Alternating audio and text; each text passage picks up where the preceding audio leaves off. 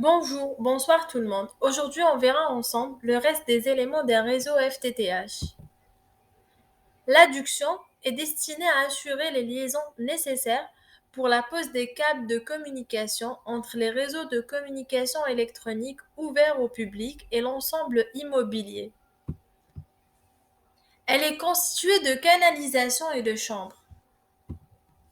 Il s'agit en général de boîtes de raccordement à fibre optique installées sur la partie structurante du réseau, de desserte, soit pour dériver des fibres vers les immeubles, soit pour éclater un câble de transport.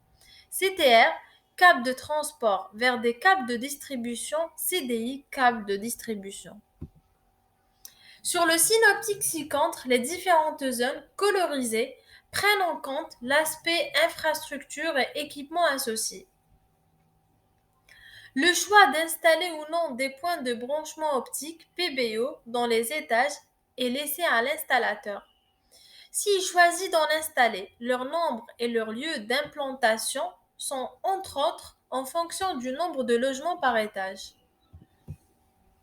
Chacun de ces PBO, points de branchement, dessert en général un maximum de 8 lots en quadrifibre et de 24 lots en monofibre. La terminaison optique de l'abonné est constituée d'une distribution optique (DTIO) dans la gaine technique du logement, complétée éventuellement par une prise de raccordement (PTO).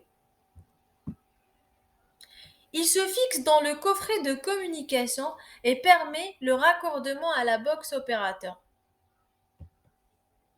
L'installation se réalise à l'intérieur du tableau de communication pour le DTIO ou dans le logement en montage mural avec câblage apparent pour la PTO ou au-dessus d'un boîtier d'encastrement. De cette façon, nous avons pu voir tous les éléments d'un réseau FTTH. Je vous remercie pour votre attention et je vous donne rendez-vous pour la prochaine vidéo.